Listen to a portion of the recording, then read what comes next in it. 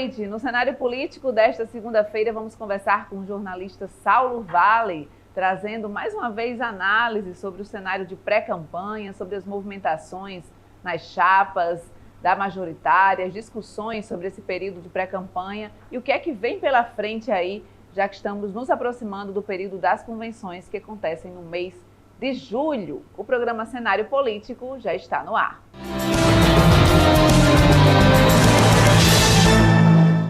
E eu aviso a você que hoje, excepcionalmente, o nosso programa é gravado, não temos a sua participação ao vivo, a sua contribuição pelos nossos canais de interação. E o nosso programa hoje a gente conversa com Saulo Vale, como eu falei, a gente vai tratar sobre pré-campanha, análise, cenários aí que estão postos para as eleições desse ano de 2026, pensando em tudo que tem a ver com essa dinâmica desse período de pré-campanha, né? Um período que antecede o período da campanha, como o próprio nome diz, mas que é um período bastante movimentado também. A gente até tratou sobre isso no programa anterior, falando que nesse período de pré-campanha tudo é permitido, apenas não se pode pedir o voto. Portanto, os pré-candidatos estão aí se movimentando, fazendo reuniões, realizando encontros, confirmando apoios, e isso também tem a ver com fortalecimento de nomes, tem a ver em mostrar força política em cada região do estado, para demonstrar também essa viabilidade eleitoral, pensando nesse ano de 2026, na campanha desse ano de 2026. E agora chamo para a conversa o jornalista Saulo Vale, que conversa com a gente hoje sobre pré-campanha. Saulo, e a gente sempre fala que, como a gente trouxe lá no programa anterior, é um período onde tudo é permitido, né? E aí os pré-candidatos estão todos se movimentando, né? No início da pré-campanha, logo lá quando foram definidos os nomes de quem seriam os pré-candidatos, sempre se falava, eu tenho tantos prefeitos, eu tenho tantos prefeitos. Eu lembro que o Babá Pereira, né, que foi presidente da FEMURNE, ele inclusive foi colocado na chapa do Álvaro Dias como alguém que tinha essa facilidade, esse trânsito fácil com os prefeitos do interior, pela presença da FEMURNE e também pela característica do Babá por ter sido prefeito também. E aí falava em 90 prefeitos ao lado do grupo de Álvaro Dias. Você acha, por exemplo, já faço essa primeira provocação, que esse apoio de prefeitos é tão determinante assim para o resultado de uma eleição a governo? Boa noite. Oi, Natália, boa noite para você, boa noite aos telespectadores do cenário político. Para mim é sempre uma alegria estar aqui contribuindo e aprendendo tanto com você, com os muitos telespectadores aqui desse programa tão prestigiado. Natália, sem dúvidas, o apoio de um prefeito é muito importante, é muito cobiçado pelos pré-candidatos a governador, a senador, a deputado estadual, a deputado federal, especialmente neste momento. A gente já teve momentos, ali em 2018 especialmente, onde você tinha a maioria dos prefeitos com desgaste administrativo e político. A maior parte nem chegava a 50% de aprovação. Hoje, em termos de Rio Grande do Norte, são poucos os prefeitos que não chegam a 50% de aprovação. A maioria tem uma aprovação bem maior, inclusive, do que a reprovação. São as exceções que colocam isso. E, na verdade, isso é, inclusive, em nível de Brasil. Se a gente for pegar em 2024, a maioria foi reeleita, etc., ou fez sucessor, e aí a gente poderia fazer um apanhado maior sobre isso. Mas, sem dúvidas, o apoio, especialmente dentro dessa conjuntura dos prefeitos aos pré-candidatos, é importante, não é determinante. Isso não determina. Eu lembro, por exemplo, que em 2014, na campanha Henrique Alves contra Robson Faria, um jornal estampou logo no segundo turno, quando teve o resultado do primeiro turno, que os dois encaminhavam para o segundo turno, que dizia Henrique tem um apoio de mais de 100 prefeitos. De fato tinha, mas perdeu a eleição. A própria Rosalba, quando foi candidata ao Senado da República, a Rosalba não tinha nem 10 prefeitos, e ela foi eleita senadora da República, contra poderosos ali que estavam com agrupamentos, centenas de prefeitos. Então você tem aí em determinados contextos em que candidatos não têm a maioria dos prefeitos e ganham. Não quer dizer que você tem a maioria dos prefeitos que você vai ser o mais competitivo da rodada. Mas que é importante aí para os pré-candidatos ter um apoio, porque o apoio de um prefeito é o quê? Você chega à principal liderança da cidade, você tem um palanque, você tem os cargos comissionados, você tem uma estrutura ali para desfrutar naquela cidade, naquele território, dado o apoio que o prefeito ou que o município, a estrutura municipal pode conferir a um candidato. Você falou de um aspecto interessante, porque aí entra também essa avaliação de como funciona a cabeça do eleitor, né? Porque transferência de votos não é algo tão simples. Transferência de votos não é algo que você diz, prefeito tal está pedindo voto, eu gosto do prefeito, eu apoio a gestão dele, mas não necessariamente eu vou votar naquele nome ao qual ele está pedindo, ao nome ao qual ele apoia, né? Para entender a cabeça do eleitor é preciso ter um olhar assim mais apurado, com mais cuidado, porque existem muitas questões que influenciam o voto.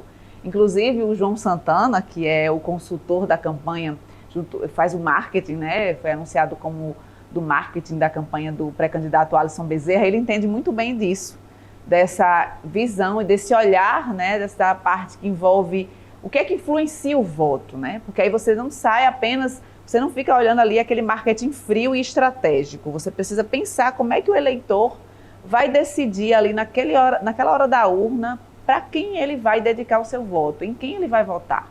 Então não é simplesmente, eu vi meu prefeito, eu apoio a gestão do prefeito e aí ele vai dizer, eu voto em governador tal, eu vou lá e vou votar no governador tal. Existem diversos fatores que influenciam.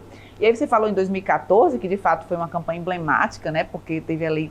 Todo mundo apostava que Henrique Alves ia ser eleito até no primeiro turno, Era, né? Governador de férias. Era o governador de férias, todas as forças políticas ali ao lado de Henrique Alves. E Henrique Alves perdeu a eleição para Robson Faria e era algo que não se esperava, mas foi o que se confirmou depois no segundo turno, quando abriram-se as urnas. E aí, em 2018 também, como eu acompanhei mais de perto esses bastidores da campanha lá de Carlos Eduardo também tinha um quantitativo maior de prefeitos apoiando. Eu lembro que ele tinha, lógico que nas principais cidades, assim, cidades que são cidades polo, por exemplo, Apodi, Açu, Fátima Bezerra tinha esses apoios lá. Mas em muitas cidades, em termos de quantidade, né, se você olhar a quantidade, ele tinha uma maioria de prefeitos. Mesmo assim, não se converteu. Por exemplo, em Pau dos Ferros, ele tinha uma maioria, ele tinha o apoio do prefeito de Pau dos Ferros, à época, o Leonardo Rego, e em Pau dos Ferros, Fátima teve quase 90% de votação. Então, é algo que se tem que se analisar com muito cuidado, né? É importante, como eu falei lá no início do programa, tem a ver com você confirmar força política, você mostrar que você tem apoios, você mostrar volume também, mas não necessariamente você vai reverter esses votos. E assim, é importante também nessa contagem de prefeitos você observar a densidade eleitoral de cada cidade, né? Sim. Porque às vezes diz assim, eu tenho um apoio de dezenas de prefeitos, mas quando você vai ver a quantidade de eleitores, não é nem de habitantes, de eleitores naquelas cidades, para se chegar a um número grande, você precisa juntar 20, 30 cidades para ter um número de eleitor que se compare pelo menos ao 5º colégio eleitoral maior do Rio Grande do Norte. Então precisa também fazer esse balanço aí, né? Não é só buscar, não é só a quantidade de prefeitos, mas é também ver o que aquele colégio eleitoral que o prefeito está gerindo, né, que ele é prefeito, representa em termos de eleitorado, a quantidade de votos que pode, por acaso, ser transferida para o pré-candidato nessa conjuntura. É verdade, e aí essa estratégia que tem a ver também com a estratégia que deve ser adotada pelo pré-candidato nesse momento, né, pensando também em cidades estratégicas, porque, como eu falei, existem cidades polos que são cidades estratégicas, né? A exemplo aí, como eu falei, da cidade de Apodi, que é uma cidade importante ali na região, a Pau dos Ferros, Açu, né, aqui na região também, oeste. Parnamirim, Natal, você vai ali para a região metropolitana de Natal também, a própria capital do estado é muito cobiçada, e a gente vai falar daqui a pouco sobre isso, né, a importância de Natal nesse contexto, né, porque a gente tem um ex-prefeito de Natal, temos o Cadu Xavier, que também acaba sendo mais conhecido em Natal por ser a sede da governadoria, por ele ter sido secretário da gestão Fátima. Então, isso também tem muito a ver com esse conhecimento, com essa avaliação que se faz sobre esses pré-candidatos, né? E essa influência do voto. Porque, como o Saulo falou, não adianta ter muitas cidades, mas cidades que têm ali uma quantidade de eleitores mínima, 1.500 né? 1.500 eleitores. Pois é, a gente tem cidades muito pequenas eleitores. Aqui, cidade, por exemplo, acho que as menores cidades, Viçosa, que acho que é a menor cidade do Rio Grande do Norte, né? Devem ter uma quantidade de eleitores. 3.000 habitantes, e aí eleitores tem quantos? 1.000 eleitores, então, e muitos nem votam na própria cidade, né? Porque ainda tem isso, assim, muitos eleitores nem votam na própria cidade. Então é algo que precisa ser analisado com cautela, além do fator influência do voto, né? Influenciar o voto. O que é que influencia? O que é que decide o seu voto? Você vota em alguém porque o seu prefeito apoia ou você tem ali, você decide com a sua própria cabeça sobre, de fato, quem é que dá a você a condição ou lhe mostra uma condição melhor para ser o candidato a governo, né? Governo do estado, a gente pensa aí numa proporção muito maior, né? Vai além ali de indicação de prefeitura, vai além dessas paixões, ali tem a questão também nacional, que também tem um peso, e a gente não sabe o peso dessa disputa nacional da presidência da República, mas tem ali um peso, mas que é preciso ter essa análise com mais cuidado, com mais critério, né? E só falar em multidão, quantos prefeitos apoiam, 90, 60, 80, enfim. A gente precisa entender todo o contexto, todo o critério também de quantitativos e de tamanho dessas cidades, pensando nessa estratégia. E às vezes você pergunta, Natália, lhe interrompendo, me permita, mas se joga também para o público, né? Multidão, você olha as fotos ali, a foto muitas vezes não tem aquela multidão que descreve o título. Eu tenho centenas de prefeitos, dezenas e dezenas de prefeitos. Sim, quais? Onde é que está? Quem são, né, esses prefeitos? Eu tenho centenas de vereadores, né? A gente já se pegou no jornalismo muitas vezes com isso, né? Com o material jornalístico que é distribuído à imprensa que infla os números de apoios que não correspondem à realidade. Pode fazer parte da estratégia política, mas numa apuração mais minuciosa você não encontra aquele lastro que muitas vezes o pré-candidato ou a campanha tenta passar ali. E é preciso ter cuidado também com o fator que tem a ver com a questão que envolve você saber que está em pré-campanha e que é um período que a gente não pode falar muito em mobilizações muito grandes, né? Você não pode trazer assim, essa palavra que tem a ver com mobilizações que parece já uma campanha consolidada. A campanha ainda não começou, estamos em pré-campanha, né? Saulo, a gente falou agora sobre apoios, sobre confirmação de apoios. Aí essa semana a gente teve a confirmação do Carlos Eduardo Alves na campanha de Alisson Bezerra, né? Carlos Eduardo, que foi colocado como nome ao Senado, que apareceu ali como nome ao Senado. Foi dito que seria o segundo nome, né, Zenaide Maia, e o segundo nome seria o de Carlos Eduardo. No entanto, depois ele anunciou a desistência dessa pré-candidatura ao Senado, informando que não houve ali o apoio financeiro do União Brasil. Mas o que se fala nos bastidores é que não foi, de fato, apoio do União Brasil. O que se fala é que a Zenaide Maia não tinha interesse nessa pré-candidatura do Carlos Eduardo, que ela queria concentrar os esforços do projeto no nome dela, né? Zenaide, que, como eu falei, a gente já falou em outras situações, ela tem ali outros pré-candidatos ao Senado que disputam esse eleitorado junto com ela, né? O próprio Rafael Mota é um nome que tem se mostrado competitivo nas pesquisas eleitorais e ele tem um potencial. Rafael Mota, que também está nesse perfil de centro-esquerda, que é o perfil de Zenaide, né? Temos a Samanda Alves, que é o nome aí do PT como primeira opção ao Senado, mas que ainda não deslanchou ali em termos de crescimento da pré-candidatura, de conhecimento do eleitorado no Estado, pelo menos também falando em pesquisas eleitorais, é o que se observa, né? Mas a Zenaide não quis a presença, pelo menos é o que se fala dos bastidores. Não teve nenhuma relação direta com o apoio financeiro do União Brasil, e sim com o projeto que ele não se encaixou, porque Zenaide fez questão de estar sozinha com uma indicação do grupo. Como é que você avalia, Saulo, hoje, a chegada de Carlos Eduardo Alves a esse projeto do pré-candidato Alisson Bezerra? Eu avalio, Natália, como um reforço importante na campanha de Alisson. Alisson tenta crescer na capital, tenta angariar apoios ali na capital, é o maior colégio eleitoral do Rio Grande do Norte, e o prefeito Paulinho Freire apoia o pré-candidato Álvaro Dias, e ainda assim ele tem conseguido atrair apoios importantes. Já são 8 vereadores da base, inclusive da base do prefeito Paulinho Freire, que apoiam Alisson Bezerra, e um ex-prefeito, que é Carlos Eduardo.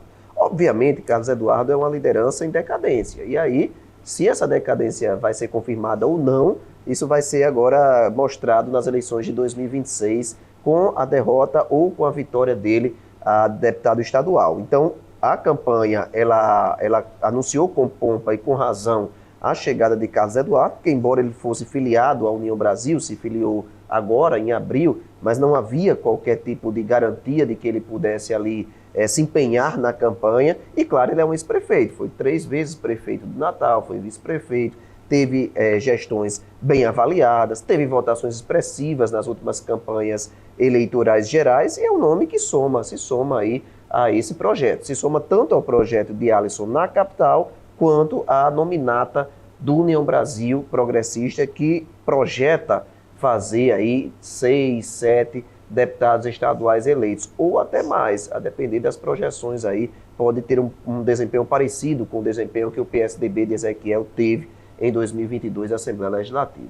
Pois é, o Carlos Eduardo, que ele, como eu falei, né, ele era o nome ao Senado, depois anunciou essa pré-candidatura agora a deputado estadual, e ele vem de sucessivas derrotas, né?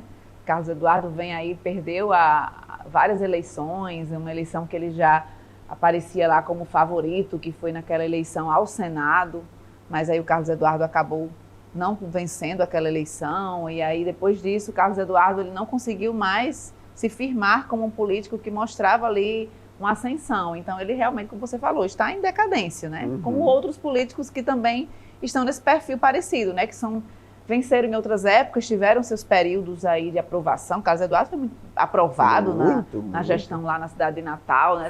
Fez Álvaro Dias, né? Fez Álvaro Dias, porque Álvaro Dias era vice de Carlos Eduardo. Carlos Eduardo saiu para ser candidato ao governo, deixou a prefeitura, entregou ali para Álvaro Dias a prefeitura, e Álvaro acabou se reelegendo depois. Mas Carlos Eduardo ele tem um eleitorado lá em Natal, ele tem um grupo que apoia, que gostou das gestões, que aprovou as gestões, né?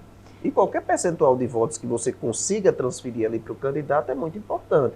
Pode garantir, por exemplo, um segundo turno, pode garantir uma vitória mais acachapante. Então, qualquer tipo de apoio que leve você a ter percentuais maiores de votação, imagine num colégio eleitoral que Alisson tem priorizado, que é a capital potiguar, é importante para a campanha dele.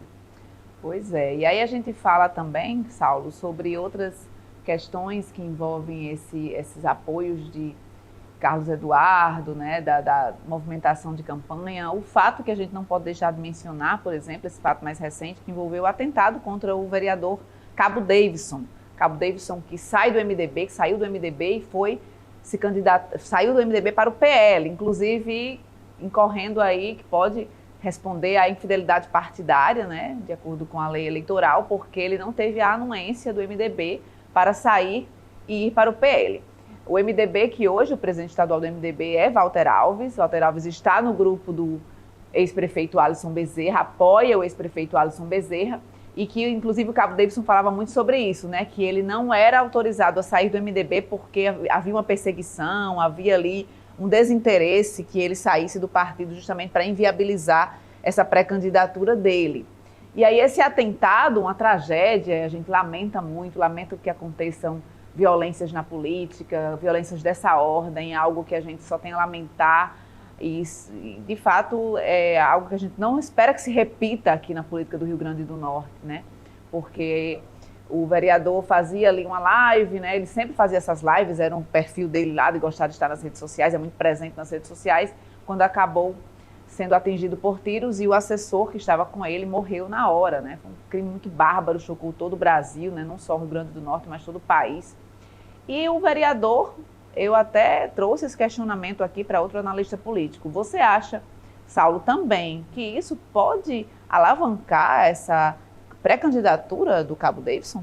Primeiro, lamentar, né, também aqui o ocorrido, a morte muito prematura do Alisson Diego de Moraes, de 37 anos, que trabalhava ali com o Cabo Davidson. Infelizmente foi executado covardemente, violentamente, né, dentro desse episódio. De igual forma, o atentado contra o vereador Cabo Davidson, que ainda bem recebeu alta, né, recebeu alta. Mas se pode ou não, na verdade já coloca a imagem dele em um formato diferenciado dentro da conjuntura política, dentro da conjuntura eleitoral. Ele era um nome que não era tido como um dos nomes preferenciais ali do PL, na disputa à Câmara dos Deputados. Você tem dentro do PL uma nominata muito forte, nomes com potencial. Você tem a Nina Souza, que pode despontar como a mais bem votada do PL nessas eleições. Você tem o deputado General Girão, a Carla Dixon, e também tem o deputado o Sargento Gonçalves. Você tem o Juninho Saia Rodada também, e aí tem o Cabo Davidson também. Então é uma nominata em potencial.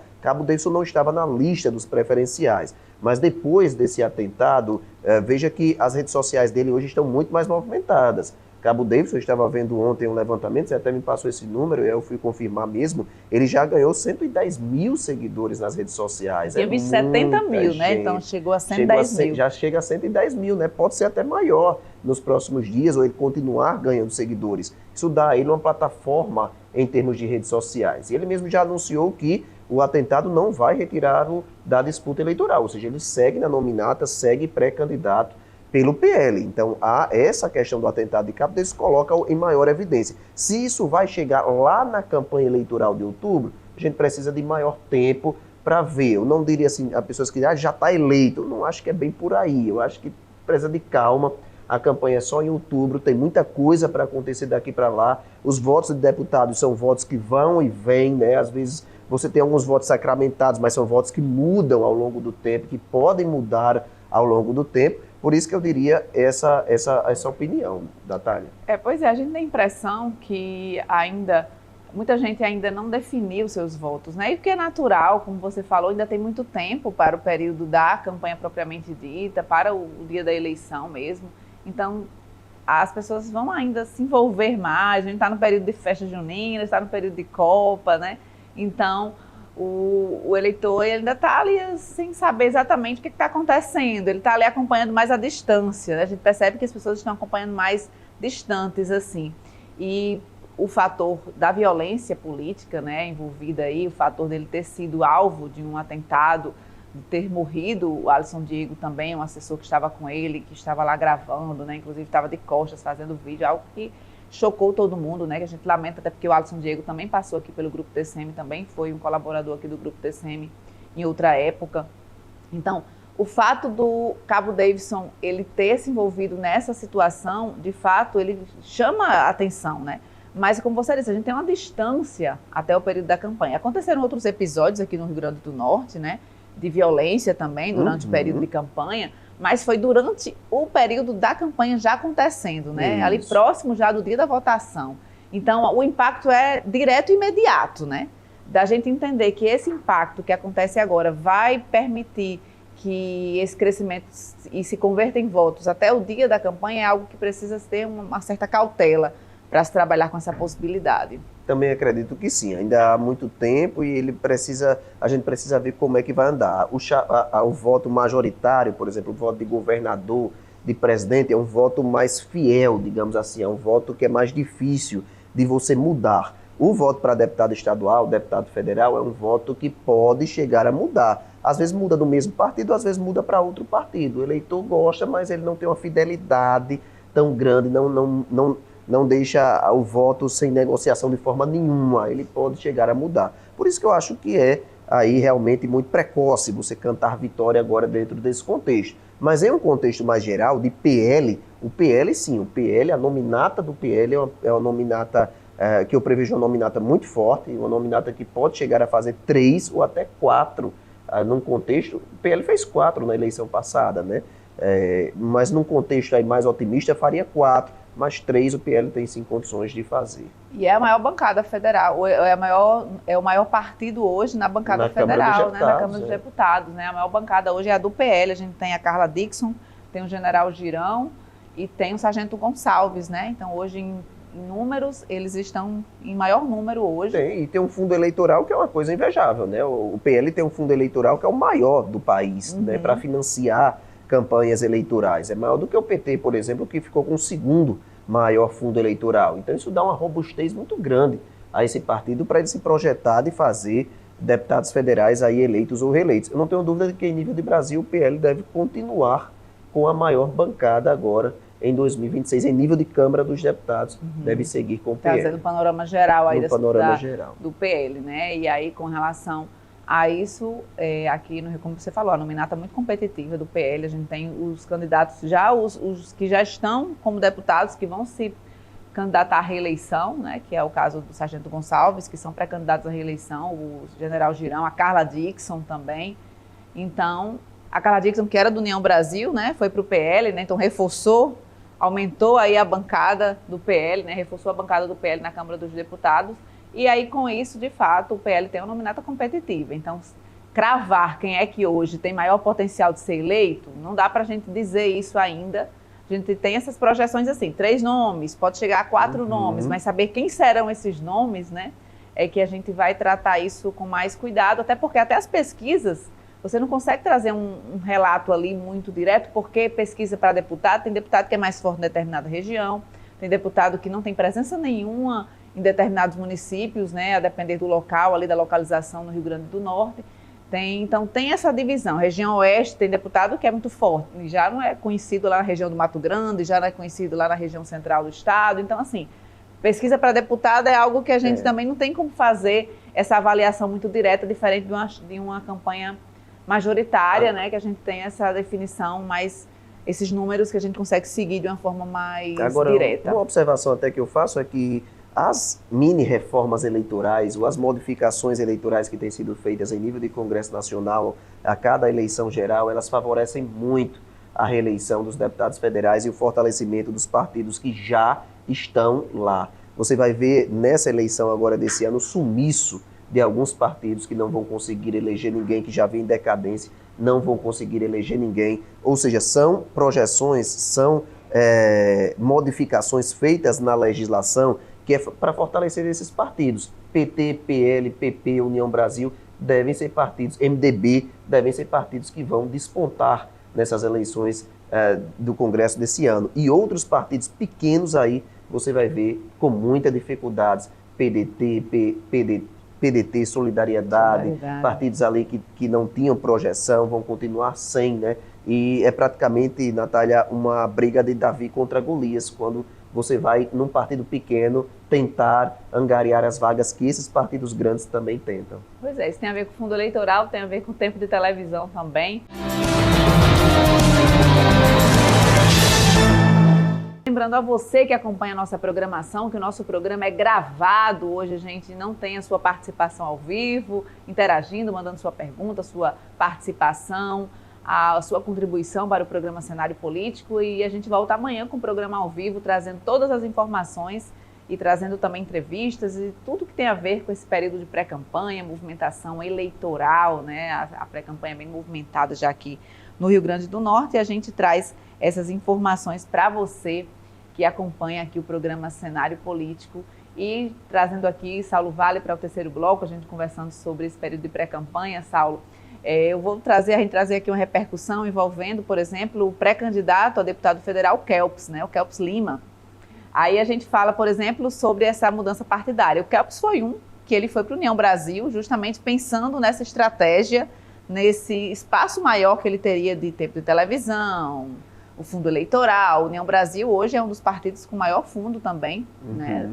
É um partido aí bem consolidado também na Câmara dos Deputados, com ampla presença no Congresso Nacional, e o Kelps saiu de Solidariedade, que é um partido pequeno, ele que presidia o partido aqui, ele era dono do partido aqui no estado, e foi agora para o União Brasil. Mas ele sempre faz, como a gente trouxe aqui outras situações, eu entrevistei o Kelps e ele faz duras críticas aos colegas de nominata, né, aos deputados federais que estão lá na Câmara dos Deputados, que são da Federação União Brasil Progressista. E foi interessante porque ele disse: os meus concorrentes são eles, né? Os meus concorrentes não são dos outros partidos. Isso tudo partiu de uma foto que ele fez com a vereadora Nina Souza, que é pré-candidata pelo PL lá. E ela não é simplesmente vereadora, pré-candidata pelo PL, ela é simplesmente a esposa do Paulinho Freire, coordenador da campanha de Álvaro Dias, né? Prefeito de Natal. Então, isso deu a ideia de que havia ali um clima meio pesado na nominata, né? Clima esse que não é de hoje, que é apresentado como um clima meio instável. Um climão mesmo. Um climão. Né? Por quê? Porque lá no início, quando começou a se formar a nominata, o Kelps ensaiou não ficar na nominata, né? Ele chegou a conversar com outros partidos, com republicanos, chegou a falar até dele no PSB, eu acho que chegou a falar ele no PSB também. Ou seja, como é que está esse clima da nominata federal, tendo em vista que também se falava que a nominata estava com dificuldades, né, de fechar essa nominata federal da Federação União Progressista? Como é que você avalia? Kelps adotou isso como estratégia, ele vai manter essa estratégia, né? Ele vai continuar criticando o Robson Faria, o Benis Leocádio, o João Maia, que são deputados federais da federação da qual ele faz parte. Não é de hoje que ele critica os deputados federais e não vai parar por aí, ele vai continuar criticando, porque ele precisa disso. Kelps, ele não está mentindo quando ele disse que os adversários dele estão dentro da federação dele. Não é mentira. Kelps não está competindo com Natália Bonavides, com Nina Souza. Assim como Nina Souza não está competindo com Natália Bonavides. Os seus concorrentes dentro dessa conjuntura são seus próprios os filiados também, seus os pré-candidatos colegas ali, seus próprios partidos, seus correligionários. Correligionários, né? São seus principais adversários. Isso acontece no PL. O PL teve uma divergência de Carla Dickson contra Nina Souza, né? Faz pouco tempo. Expôs isso, né? Deu entrevista. Né? E aí você já viu isso em outros partidos, em outras federações, porque realmente essa disputa é quase que uma disputa proporcional, mas ela é quase majoritária. Quem vai ter mais votos lá, como disse João Maia, quem vai ter mais votos na federação é quem vai ganhar, né? Então ele vai competir com aqueles candidatos que estão ali.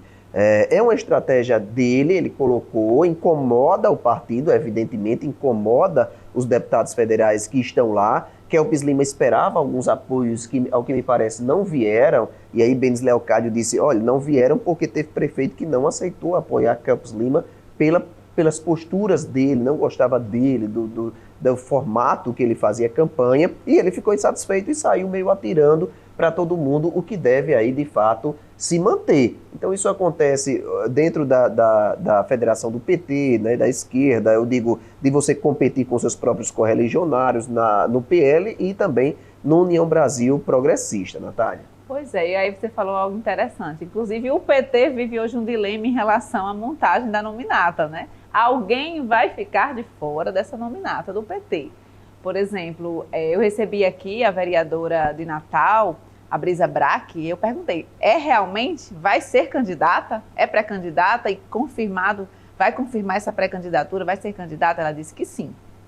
E aí temos que analisar por quê. Porque temos lá o Alexandre, que também tem feito questão de se manter como pré-candidato a deputado federal, né? O Alexandre Lima, que foi secretário de Agricultura, e ele inclusive falou sobre isso aqui no cenário político. Ele disse, eu me descompatibilizei do cargo, eu saí do cargo, eu estou caminhando o Rio Grande do Norte, e ele quer ser candidato a deputado federal, né? Ele enxerga a viabilidade dessa candidatura dele a deputado federal. Então, como é que o PT vai resolver essa questão interna? Pois é, Natália, o difícil é resolver sem deixar sequelas, sem deixar gente magoada. Essa é uma questão aí. O PT, diferente de outros partidos como o PL, como a Federação União PP, ele briga internamente, em público ninguém critica ninguém, né? É uma política que tem no PT. Mas nos bastidores pega fogo, como está pegando aí com essa questão da nominata.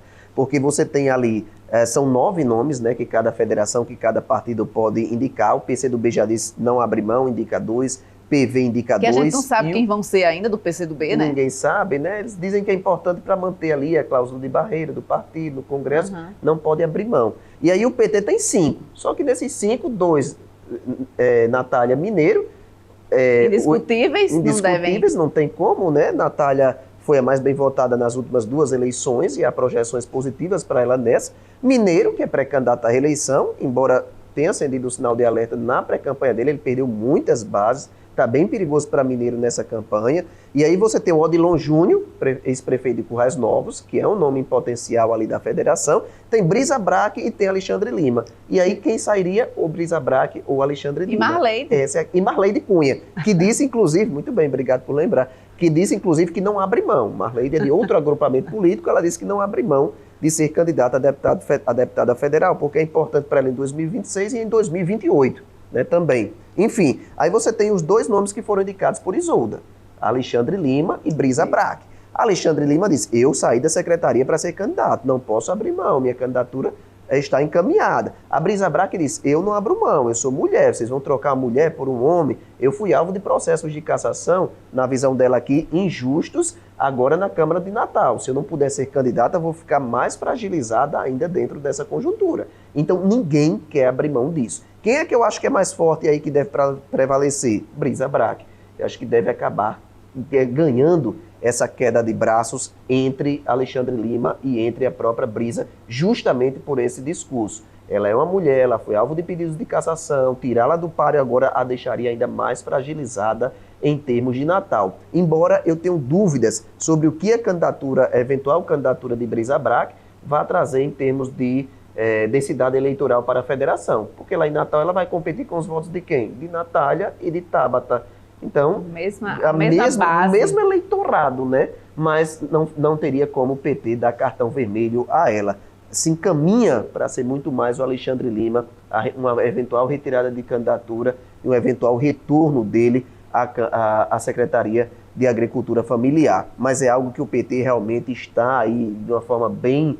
está tendo muitas divisões internas quanto a isso, são muitas as discussões, os bastidores fervem por conta disso, não está sendo assim nada no paz e amor como o PT às vezes quer passar. As pessoas às vezes que pensam que os partidos de esquerda são conhecidos por isso, né? Porque tem as correntes, né? Cada ali integrante faz parte de uma corrente política dentro do próprio partido, ou seja, as subdivisões dentro do próprio partido. E essas subdivisões, elas disputam muito internamente. Por exemplo, tem a corrente de Isolda, tem a corrente de Marleide, que é diferente da de Isolda, a de Natália Bonavides, que é diferente delas duas. Então, você tem 4 correntes ali no PT que disputam espaços dentro do próprio partido. E aí elas divergem muito. Tem uns que nem se falam, se detestam mesmo, né? Estão ali juntas, mas há um acordo para estar juntas rindo, mas se detestam, nem se cumprimentam e faz parte ali da dinâmica do próprio partido. Mas é como você disse, para o público externo, essa desavença não aparece. Não aparece. Ela só aparece internamente. Quando eles vão a público, eles jamais vão dar uma entrevista e vão criticar um colega. Jamais aconteceria o que aconteceu com Nina Souza e Carla Dickson. Dentro do PT você não vai ver isso. É um acordo para que seja tudo resolvido ali nos bastidores, trancadinho, para que não leve a público. É aquele irmão que a gente briga em casa, mas não gosta que falem dele fora. Eu falo mal dele, mas eu não quero que outra pessoa venha falar mal dele, né? Faz aqui a analogia sobre essa situação. E aí, falando também sobre outro ponto interessante que tem a ver com a pré-candidatura, o nome a vice, a definição de vice, que depende muito do PSDB. Eu recebi também o Gustavo Soares, que é ex-prefeito da cidade de Açu, e aí eu questionei a ele se a Luciana Soares ainda era um nome que se colocava ali para ser a vice do Cadu Xavier. E ele disse, olha, a Luciana está disposta, ela está disponível, ela foi colocada como opção do PV, ela está no PV, para ser pré-candidata a vice na chapa do Cadu Xavier. Está dependendo dessa definição do próprio partido, né, das lideranças do partido, do Cadu, de Fátima, enfim. Mas o que é que eles esperam? A gente sabe disso. O PSDB, Fátima espera que Ezequiel defina, porque a preferência de Fátima é por o nome do PSDB, justamente para trazer o Ezequiel para dentro do projeto. E aí eu perguntei a Gustavo também se ele foi chamado, se ele foi sondado realmente, porque havia essa conversa que ele teria sido chamado, porque era uma preferência do chefe de gabinete de Fátima por um ex-prefeito de uma região importante, né, com a densidade eleitoral. E ele disse que sim, foi convidado, sim, confirmou esse convite, mas que não aceitou porque tinha esse projeto para ser deputado estadual, porque queria que o Vale do Açu tivesse um representante, porque o irmão dele foi lá para o TCE, né, o Jorge Soares, e ele queria ocupar essa posição de Açu lá na Assembleia Legislativa. Então segue indefinida essa posição em relação ao PSDB. Vai acontecer uma reunião, esse programa está sendo gravado, a gente pode até ter uma atualização até lá, na segunda-feira, de que o PSDB vai ter uma reunião que pode chegar a ter uma definição sobre para qual lado o Ezequiel vai. Se vai para o PT, e olha só que o Ezequiel está bem no centro e em 2 posições antagônicas. Ou vai para o PT ou vai para o PL. Pelo menos é o que se coloca aqui, né? Sem nenhuma dificuldade, né? Transita ali para os dois lados opostos. Que o Alisson Bezerra, que está ali ao centro, mas que dizem que ele conversa com os 3, né? Que há conversas com os 3 pré-candidatos, mas que existia uma tendência ou PT ou PL. Como é que você acha que o Ezequiel se posiciona aí? Qual é a sua aposta? Olha, o Ezequiel tenta se valorizar, né? Ele tenta se valorizar. E muito mais importante para Ezequiel do que emplacar o vice de Cadu, se ele quisesse, ele já tinha fechado isso tudo, é a presidência da Assembleia Legislativa. Ezequiel tem total interesse, embora ele não possa ser candidato à reeleição à presidência da Assembleia, mas de emplacar um aliado ali na presidência. E emplacar um aliado e também já com vistas à eleição de 2 anos futuros, porque aí ele poderia voltar à presidência daquela casa. Só que esse debate, em termos de palanque de Alisson, já está superado, porque Kleber Rodrigues é o nome de Alisson, Tomba Farias o nome de Álvaro. Então, onde ele vê uma maior projeção de dialogar com isso, é o de Cadu. Agora, se ele vai para Cadu, se ele vai para Álvaro, tudo é muita especulação. O fato é que ele tenta se valorizar, ganhar tempo e também negociar futura presidência da Assembleia Legislativa. Obrigada, Saulo, pela entrevista. E aí você acompanha Saulo também no Meio-Dia TCM com mais análises e essas observações aí sobre esse cenário de pré-campanha. Boa noite. Obrigado, Natália. Boa noite para você também e a todo mundo. Para você que acompanha o nosso programa, a gente volta amanhã ao vivo com o cenário político. Até lá.